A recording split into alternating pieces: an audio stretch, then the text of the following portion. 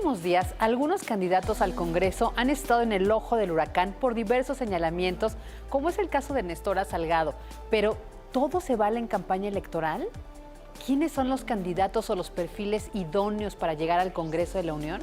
De esto hablaremos hoy en Punto y Coma. Bienvenidos. En el informe de la Comisión Nacional de Derechos Humanos de febrero de 2016, destacan los testimonios de 2 mujeres menores de edad, que fueron detenidas en Olinalá, acusadas de vender droga y prostituirse. Las víctimas señalaron que en el trayecto a una casa de justicia de la policía comunitaria fueron amarradas de pies y manos, y un policía comunitario les hizo tocamientos. En la casa se encontraba Nestora Salgado, quien les mencionó que sus papás habían autorizado y firmado los documentos necesarios para que fueran sometidas a un proceso de reeducación. Mis papás recibieron una llamada donde le dijeron que si querían que me dejaran libre, que dieran 5,000 pesos. Mis papás no accedieron porque nosotros vamos al día. Sí, denuncié por secuestro porque pidió dinero, porque me tuvo retenida siendo menor de edad sin la autorización de mis padres.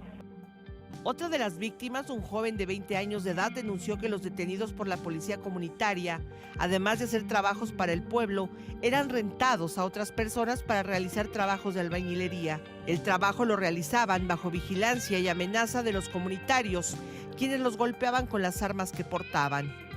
Identificamos que sobre Nestora Salgado y algunos integrantes de la policía comunitaria se habían cometido violación a derechos humanos, ahí lo determinamos, ¿sí? Ahí está expuesto, que se violentó el debido proceso. También la policía comunitaria incurrió en violaciones a derechos humanos que pedimos que fuesen investigados. Pedimos que se investigaran las conductas de la policía comunitaria sobre personas que se quejaron de esos hechos y pedimos que las autoridades administrativas y penales también pudieran pronunciarse.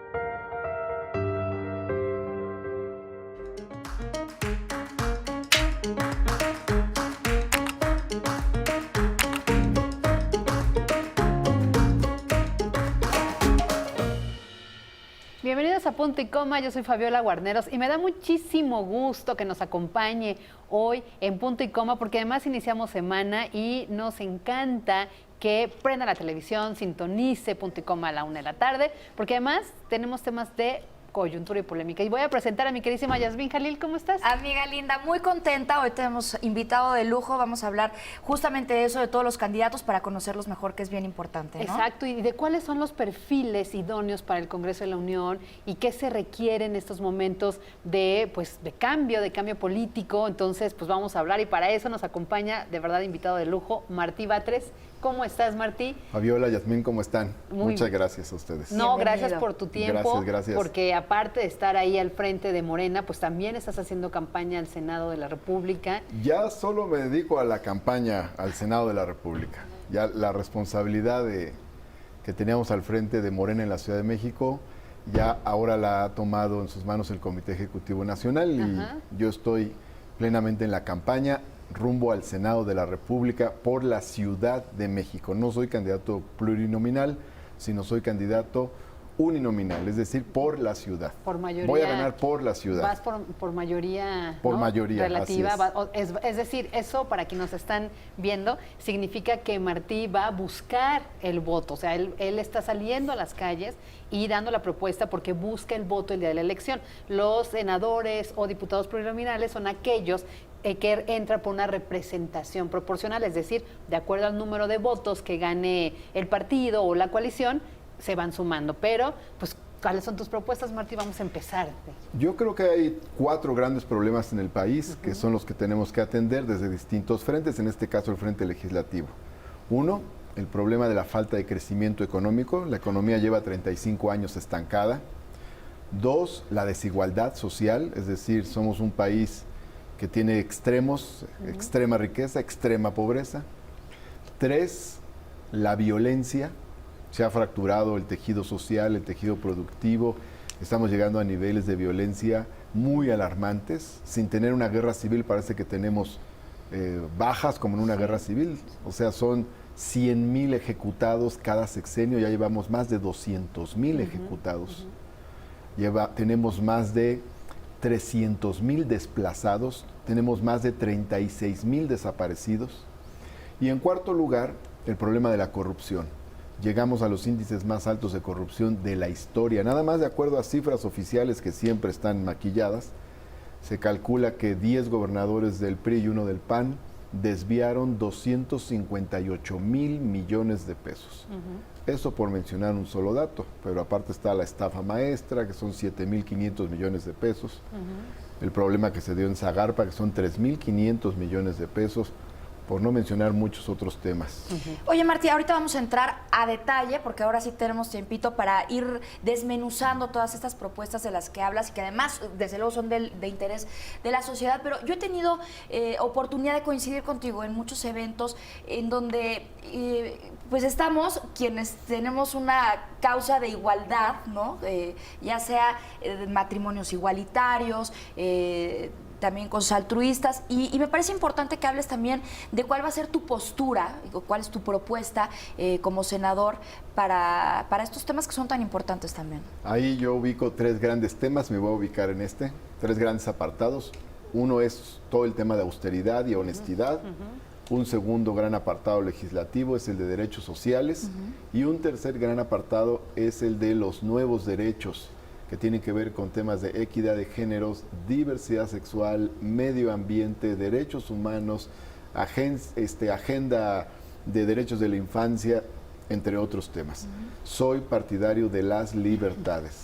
Soy abierto partidario del matrimonio igualitario. Y abiertamente, ¿no? Por eso digo que hemos coincidido en muchos eventos Desde que de este se tipo. debatió en la Ciudad de México. Es más, tenemos amigos en común que se han casado y demás. Tenemos amigos en común que son parejas del mismo sexo y que viven muy felices. Sí.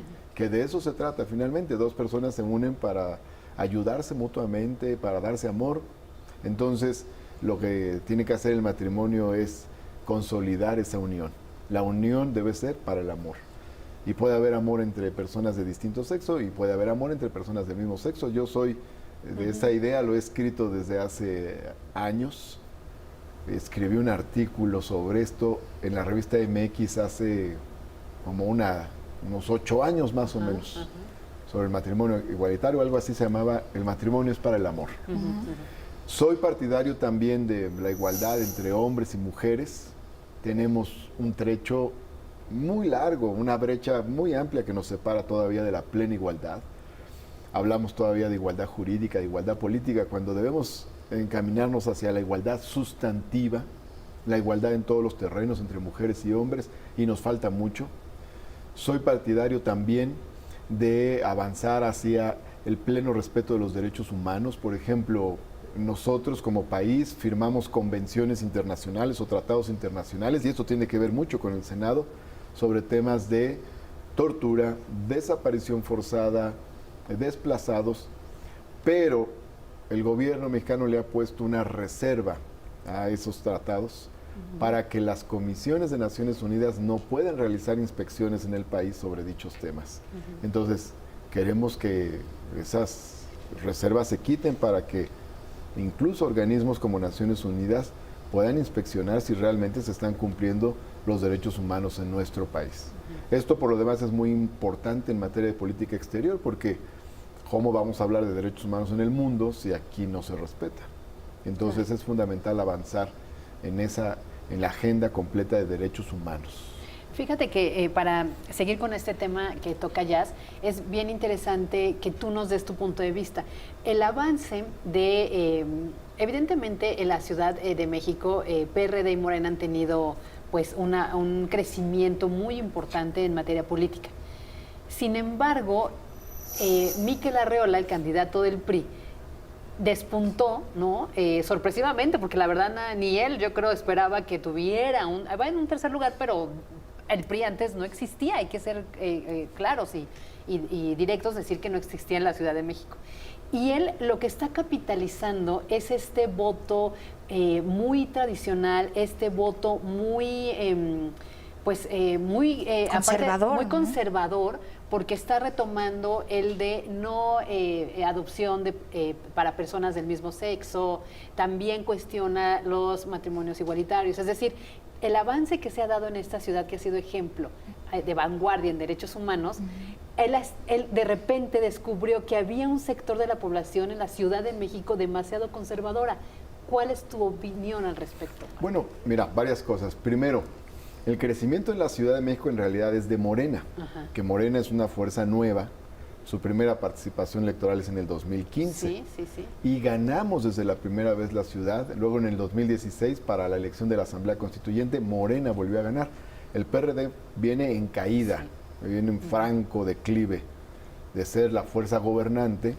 No ha ganado ninguna de las elecciones últimas y además está abajo en todas las encuestas que se han realizado. Por lo tanto, es una fuerza que viene cayendo y se ha corrompido muchísimo, ¿no? Ya tiene gobiernos muy gangsterizados. Sí.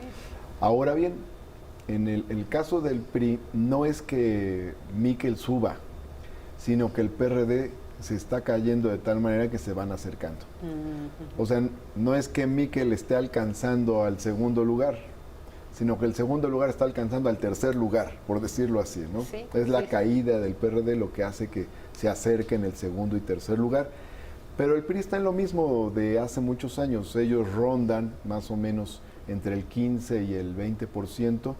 Es la votación que han tenido más o menos desde el año 97, 2000, 2006. Y ahí han estado, ¿no? Es cierto lo que dices, él está buscando hacer un nicho electoral a partir del conservadurismo, ¿no?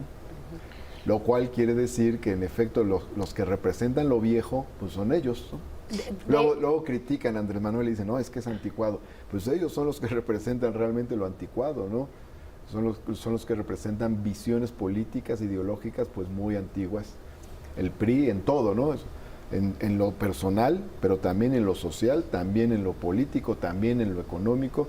El PRI es una fuerza realmente muy atrasada, pero no es el único. Exacto. Ahora sí que sería injusto decir eso, porque el PAN también es una fuerza muy atrasada, ¿no? Exacto, de hecho tienes razón. O sea, esta alianza PAN-PRD, lo único que hizo es que la gente muy tradicional del PAN pues se fuera a refugiar a lo que le está proponiendo Miquel, pero tienes razón, los votos solo están repartiéndose entre ellos dos hacia el PRI, ¿no? Sí, y el tema contundente es que Morena refleja esa mayoría progresista que existe en la Ciudad de México, es decir, todo ese voto de avanzada progresista de la ciudad, pues se está expresando a través de Morena.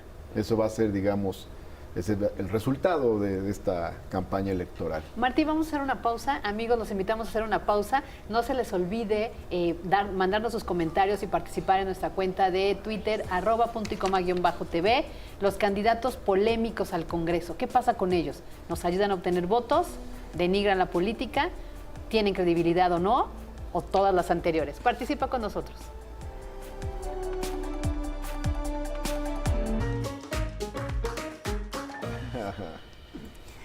Estamos aquí en el estudio con Martí Batres, candidato al Senado de la República. Y tú decías, Martí, que dentro de tus propuestas está esta economía estancada, la desigualdad social, la violencia, la corrupción, que sin duda son los 4 problemas que hay que atacar. Sí, y que es lo que creo que más nos preocupa a todos los ciudadanos. Y hay un punto que yo quiero platicar contigo sobre esta desigualdad social, que de pronto la gente, con toda la razón del mundo, está tan enojada que se ha polarizado de cierta manera la sociedad. Entonces, llego yo en particular, lo he platicado aquí, cualquier cosa que ponga y de manera objetiva, ¿no? Nunca he mostrado mis preferencias partidarias ni en el noticiario ni en ningún medio, y la gente empieza a atacar y empiezan a haber una serie de chats, ¿no? Entre todos mis seguidores, en donde se empiezan a pelear, pero de manera horrenda. Entonces, ¿qué pasa ahí, Martí? Ustedes como candidatos, tú como candidato al Senado, como un miembro muy importante de Morena, ¿cómo lo ves? O sea, desde su trinchera, ¿cómo ven este tema de que ya el debate no es nada más entre candidatos, sino también entre miembros de la sociedad? Es bueno que la gente participe. Es bueno que participe, es bueno que se involucre, que dé argumentos, incluso es difícil evitar que se apasione. Sí. Hay que buscar que la discusión siempre sea con respeto, con altura, con nivel, con información, con argumentos. Eso es recomendable. Coincido. Pero finalmente esta discusión es parte de la libertad política y es muy bueno que la gente se esté involucrando en el proceso. Finalmente se va a decidir el futuro inmediato de México y es importante que todo mundo se involucre y participe independientemente de cuál sea su postura. Y en torno a el conjunto de propuestas y elementos, ¿no? Nosotros, por ejemplo, estamos planteando, a propósito de los temas que ponía yo en la mesa, deben de bajar los altos ingresos de los altos funcionarios. Es decir, somos un país con graves problemas sociales, pero con ingresos muy abultados arriba. Entonces, desde el presidente hasta el presidente municipal, desde el presidente de la República hasta el presidente municipal, pasando por senadores, diputados, etcétera, deben bajar sus sueldos. Nosotros, como ahora que lleguemos al Senado, vamos a proponer, estando en el Senado, que bajen los salarios de los senadores. ¿Cómo que, lo propondrías que se tú? eliminen ¿De los cuánto bonos. a cuánto, por ejemplo? Bueno, hay un salario máximo que indica la Constitución que debe tener el presidente de la República. Entonces, el plan de Andrés Manuel es bajarse ese salario a la mitad, un poco menos incluso de la mitad, es decir, que no llegue a 100,000 pesos. Y alrededor de eso, para abajo, deben fijarse los sueldos. O sea, el presidente de la República tendría que ganar 100,000 pesos a lo mucho y de ahí para Entiendo abajo. que más o menos es lo que está planteando Andrés Manuel, porque hoy gana el presidente un salario formal de 200,000 pesos netos. Formal. Sí, porque hay otras vías que se Claro. tienen que eliminar también y debe bajar eso a menos de 100,000. De ahí para abajo deben reducirse los sueldos de los altos mandos. O sea, En un este diputado caso, estaría senadores. ganando unos que 40 con esta nueva modalidad. Aproximadamente, ¿no? Porque más como, bien ahí... como 40, ahí- como 50 aproximadamente. Hay que ver exactamente cuál es el ingreso hoy en día. Exacto, ¿no? porque como tú dices, quizás el ingreso no es el problema, a lo mejor no está tan elevado, pero son todos los bonos y Los compensaciones bonos. que Sí. les dan. Ahora, cada vez que se votaba una reforma estructural, les daban un bono. Sí. Se Que votaba. la gente se quejó muchísimo, Claro, ¿no? porque finalmente es una forma como de corrupción, ¿no? Sí. O Es sea, ¿cómo decir, vas a Había tener bonos de un bono? 300,000 pesos, ¿no? Encima de todo lo que así es. ganabas. Encima No. de todo, un bono y el bono de fin de año. Sí. Se habló de un bono de 750,000. Fíjate. Al final parece que lo redujeron, pero de todas maneras lo entregaron. Sí. Bueno, O sea, está- es muchísimo dinero si eres- cuando el país tiene muchas necesidades. Si eres presidente de comisión, tienes un bono extra. Así es. Si eres estás en la mesa directiva, es un bono extra. Y luego están los vehículos. Están los Ahora vehículos. compraron hasta de estos vehículos modernos, híbridos, Ajá. entre eléctrico y de gasolina. Está también el tema de, por ejemplo, si estás de acuerdo al número de integrantes del grupo parlamentario, les dan un bono, pues es un reparto de, ¿te acuerdas que el PAN lo ahorraba según ellos? Así y lo es. metía Y a eso inversiones. Es un ingreso En lugar de no regresarlo. formal, pero real. Y entonces, obviamente, ahí se absorben muchos recursos que podrían destinarse a otras necesidades. Sí. Nada más del bono de fin de año, la Cámara de Diputados podría ahorrar 350 millones de pesos. Hijos, Nada un más dineral. de un bono. ¿A el qué de lo fin destinarías de tú? año. Bueno, tenemos, por ejemplo, temas sociales, temas de salud, temas de educación. Yo he dicho, por ejemplo, que lo que ahorremos desde el Senado, que reduzcamos su presupuesto y lo que ahorremos lo mandemos a la UNAM para que pueda abrir más espacios para la educación superior. Ese sería un destino muy concreto, muy específico. Ahora, esto se puede hacer en todos los niveles, hay mucho que ahorrar. Ahora, en este sexenio, el gobierno compró 100,000 millones de pesos en aviones y helicópteros para los altos funcionarios. Ahí podemos tener otro ahorro importante para poner otro ejemplo. Luego está todo el tema de los seguros de gastos médicos mayores con cargo al erario. Yo no estoy en contra de los seguros de gastos médicos, pero ya tener una partida como de 5,000 millones de pesos para eso es un grave exceso. Cada quien debe comprarse o contratar su propio seguro de manera personal, Claro. en su caso, si así lo decide. Entonces, tenemos muchas áreas donde recortar arriba para que mejore la situación de los de abajo. El salario que debe subir es el de el trabajador al servicio del Estado, el maestro, el médico, la enfermera, el soldado, el policía. En fin, es decir, deben bajar los altos sueldos de los de arriba y deben de subir los altos sueldos de los de abajo. Una vez tuvimos una visita de funcionarios de Alemania y nos decían que estaban sorprendidos de la disparidad salarial en la administración pública de México. Allá en Alemania nos dicen, entre el salario más alto y el salario más bajo no hay una diferencia mayor de 7-1. Y aquí puede ser una diferencia hasta de 100-1. Es increíble, ¿no? Hay presidentes municipales que se autoasignan sueldos de 500,000 pesos al mes. Sí. Entonces, ahí tenemos mucho que hacer. Esta es una de nuestras grandes propuestas, justicia laboral. Y además se acompaña del tema de la austeridad. Matamos varios pájaros de un tiro, por decirlo así. Logramos dignificar el servicio público, prestigiamos al servidor público. El servidor público que es austero es más prestigiado. Y además ahorramos recursos y con eso se puede beneficiar el ingreso de quien más lo necesita, en este caso de los trabajadores. Claro. Y hay temas ahí también que tenemos que platicar, ¿no? Como que la gente que dice, bueno, sí, pero si yo quiero trabajar mucho más para poder viajar más, para poder tener una casa de fin de semana y demás, que también a mí me van a reducir. De eso, si te parece, platicamos regresando del corte. Claro que sí. Porque hay que aclarar todo, ¿no? Que la gente participe Eso con nosotros, nos escribe, y ese es el bueno. momento para que Martí nos responda todas sus dudas. Hacemos una pequeña pausa, un punto y coma. Participe con nosotros en redes sociales. Ya sabe, estamos en Facebook, estamos en Twitter. Nuestra pregunta del día, los candidatos polémicos al Congreso. ¿Qué opina usted? ¿Nos ayudan a obtener votos? ¿Denigran la política? Dice el 20%. El otro 20% dice que no tienen credibilidad. Y el 60% dice que todas las anteriores. Mándenos sus preguntas. Volvemos.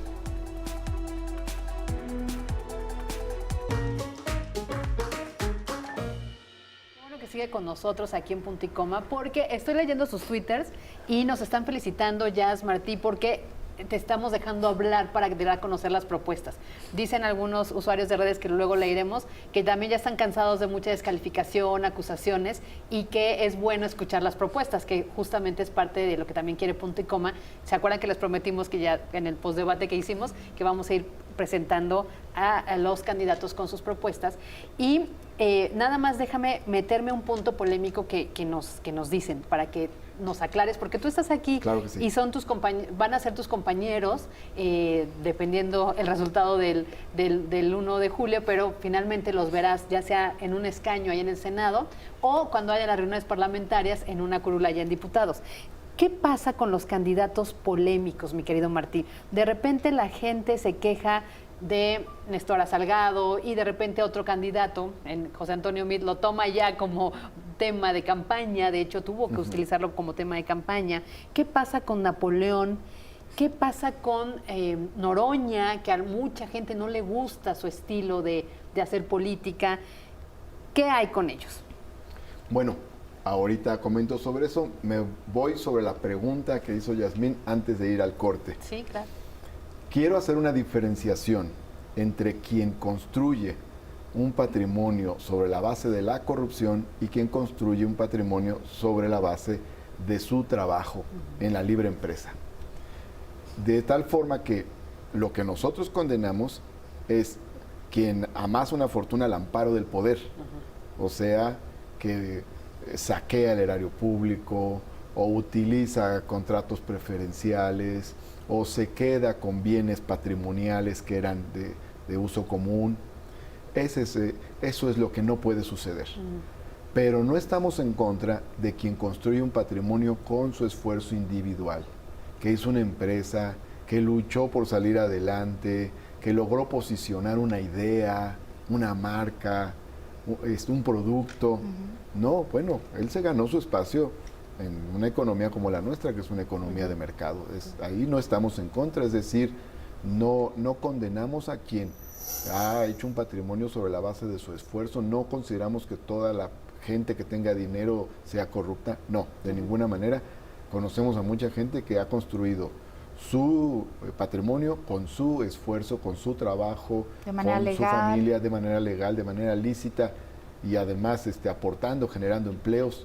Hacemos esa diferencia. Estamos en contra del que hace fortuna sobre la base de la corrupción, no de quien hace su patrimonio sobre la base de su trabajo y de su esfuerzo. Y además, desde el gobierno de la República vamos a trabajar con los empresarios, con empresarios micros, pequeños, medianos y grandes. Con todos vamos a trabajar, con todos hemos dialogado.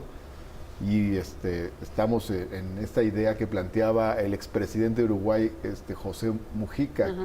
Tiene una frase muy buena que dice: Al que le gusta hacer plata, que no se dedique a la política, porque en la política es peligroso la gente que le gusta hacer dinero. En la política sí les van a bajar los sueldos. En la política hay que bajar los sueldos. El Claro. que le guste hacer plata, Sí. que se dedique a los negocios. Claro. Y con eso se ayuda, y ayuda al país. Así es como vemos las Y las además, cosas, para ¿no? terminar, redondear tu idea, tienes razón. O sea, finalmente un empresario o un pequeño y mediano empresario, que son finalmente quienes sostienen la base de esta Así es, sociedad. el 80% del empleo recae sobre si ellos. lo está haciendo de manera honesta, Claro. puntual, genera empleo No, para qué otras bueno, familias. necesitamos más de ellos. Qué bueno, Claro. y además tienes razón. Aquellos empresarios que hacen, digamos, el dinero de manera ilícita o saquean el erario, pues se termina poniéndole freno a esos funcionarios corruptos, ¿no?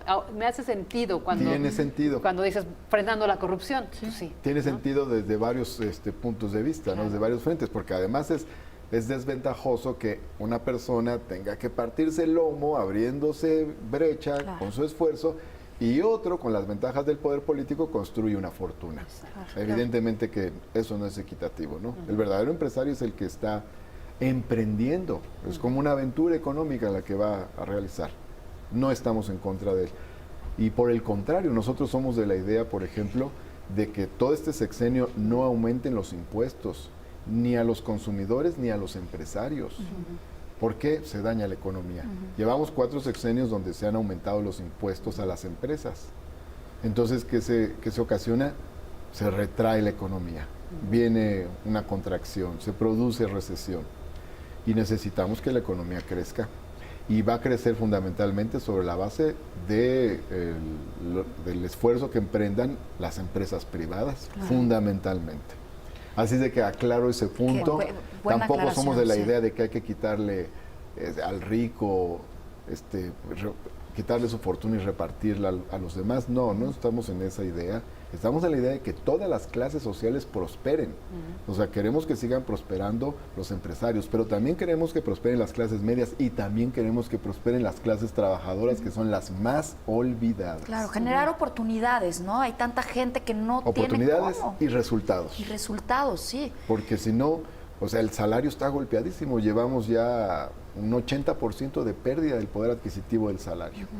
Y eso repercute también en contra del empresario, porque si el trabajador no tiene con qué comprar, el empresario no tiene quien le compre. Claro. Por eso dependemos demasiado de nuestras exportaciones a Estados Unidos, porque también nuestro mercado interno es muy débil, no hay capacidad de compra.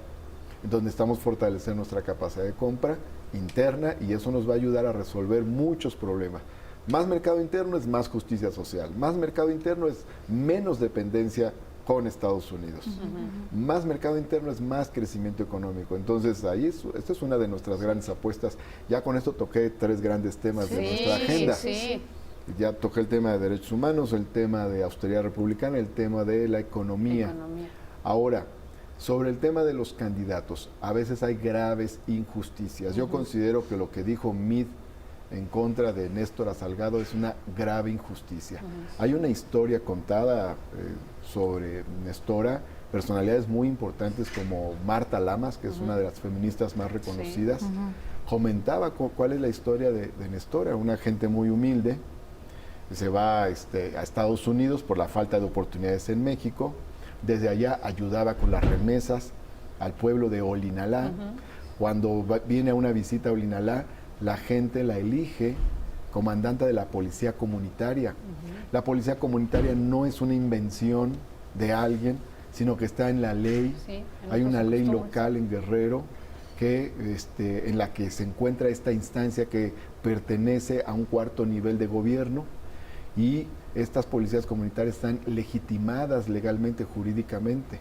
Entonces, las decisiones que han tomado están respaldadas por la ley 701 del estado de Guerrero, y cuando detienen a Néstora, pues hay todo un movimiento de derechos humanos en favor de Néstora para que sea liberada.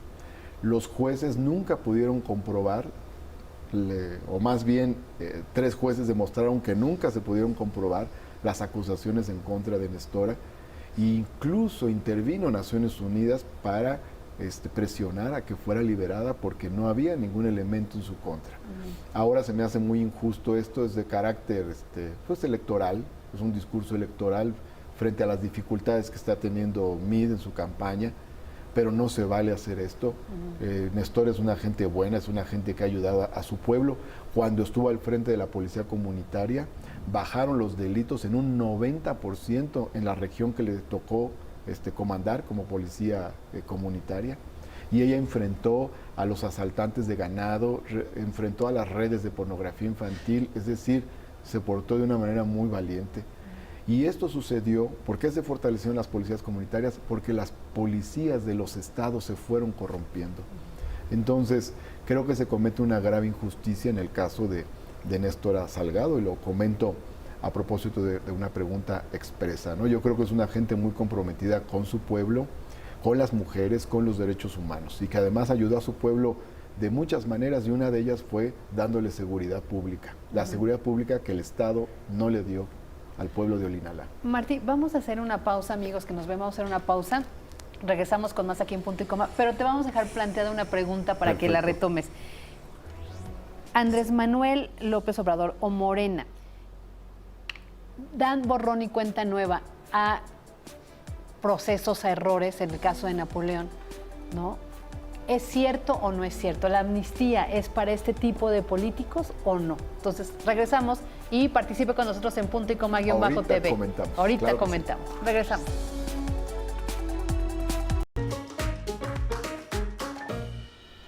Ya regresamos aquí en Punto y Coma, y la pregunta que le planteamos a Martí antes de irnos a la pausa era esto, ¿no? ¿Qué pasa con estos candidatos que de alguna manera son señalados? ¿Qué pasa con la amnistía? Si la amnistía es justo para estos políticos con alguna sombra o para el crimen organizado. Y rápido leo la pregunta, Martí, porque es bien importante. Mira, nos dice Francis Hughes, para garantizar la confianza en Morena, ese partido tiene que aclarar totalmente la calidad moral de sus candidatos. No podemos creer en ellos cuando está en duda, tal vez con razón o sin razón.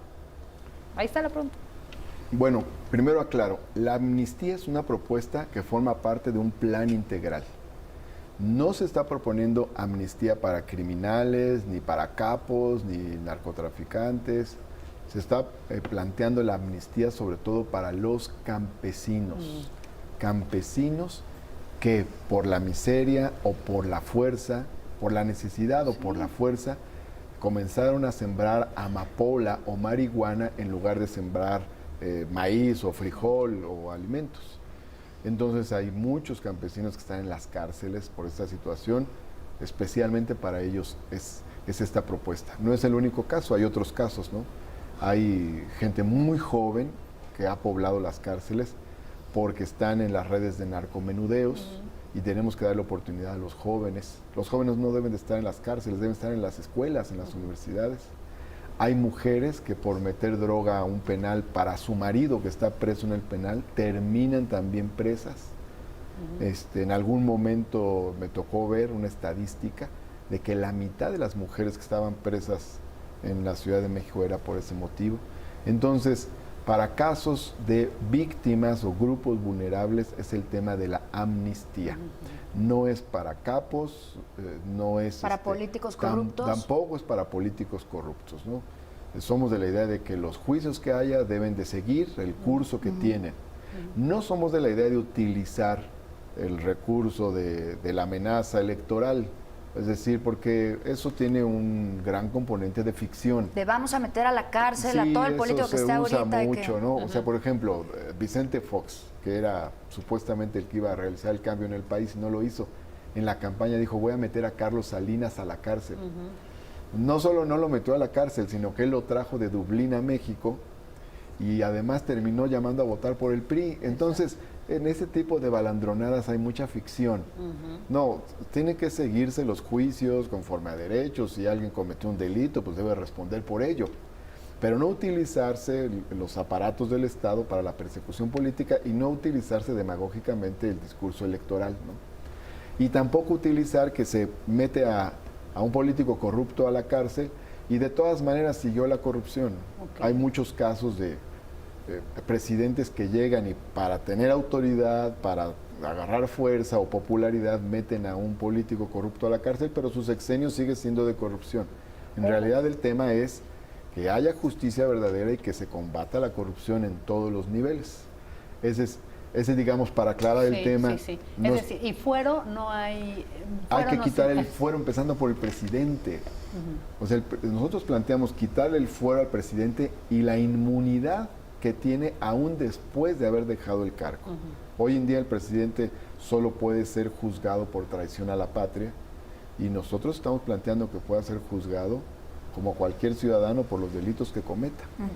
Entonces, estamos en la idea de democratizar la presidencia en todos los sentidos, quitar el fuero, quitar la inmunidad posterior al mandato, eliminar las pensiones millonarias de los expresidentes, reducir el salario del presidente de la República, vender el avión presidencial. Queremos un presidente republicano, no imperial, ¿no?